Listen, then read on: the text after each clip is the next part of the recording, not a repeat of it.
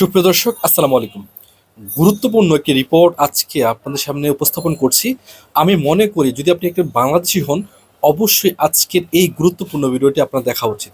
তার কারণ বাংলাদেশের সামনে এখন বিশাল সংকট। আপনি হয়তো বিশ্বাস করতে পারছেন না, আমাদের প্রতিবেশী যাদেরকে আমরা বন্ধু মনে করেছি আজকে তারা কী রূপে আবির্ভূত হচ্ছে।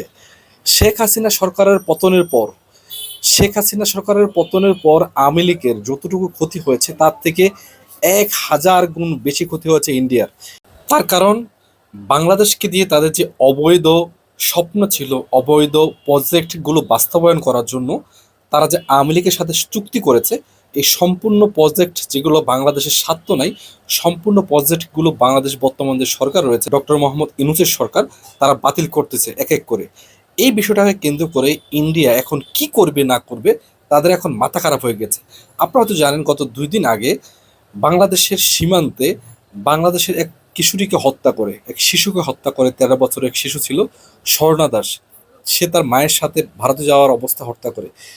বাংলাদেশের ইতিহাসে কখনই গত ২০ বছরে এটা ঘটেনি যে সীমান্তে হত্যা করার পরে বাংলাদেশ একটি প্রতিক্রিয়া জানাবে, বাংলাদেশ পক্ষ থেকে কড়া একটি বার্তা দেওয়া হয়।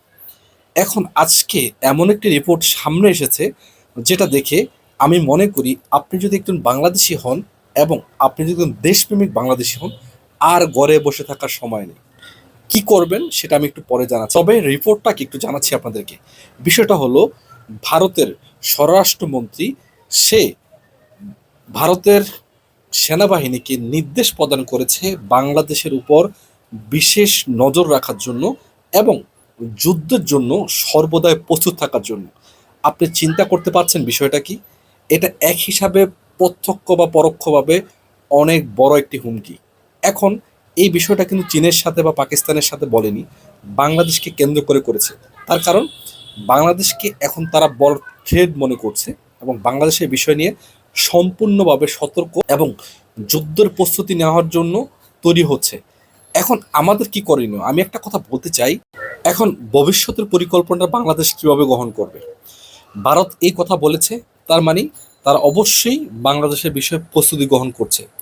এখন বাংলাদেশের সাথে আমাদের সবচেয়ে বড় সীমান্ত প্রায় ৪,০০০ কিলোমিটারের কাছাকাছি।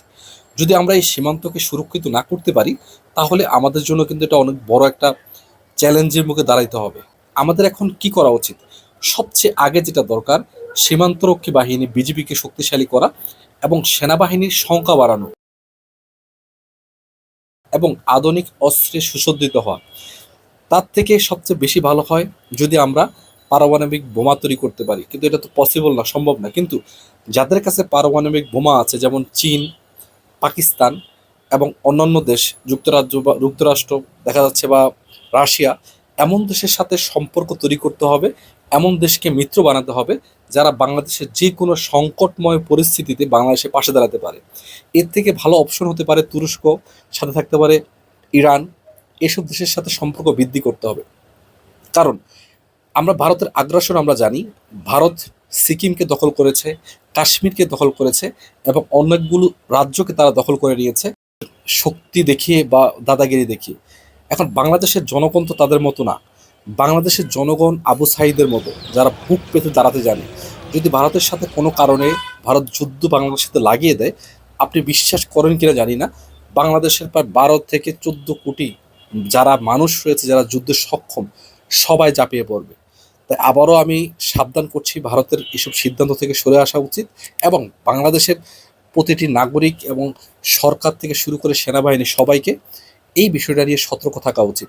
এখন আমাদের যেটা দরকার, লং রেঞ্জ মিসাইল দরকার, প্রায় ফাইটার জেট দরকার, আকাশ প্রতিরক্ষা ব্যবস্থা দরকার এবং এমন কিছু জিনিস দরকার যেটা খরচ অনেক কম কিন্তু কাজ করে অনেক বেশি। যেমন ছোট ছোট আত্মঘাতী ড্রোন হতে পারে, ড্রোনের বিস্তার বাণিজ্য হতে পারে, এই বিষয়গুলো।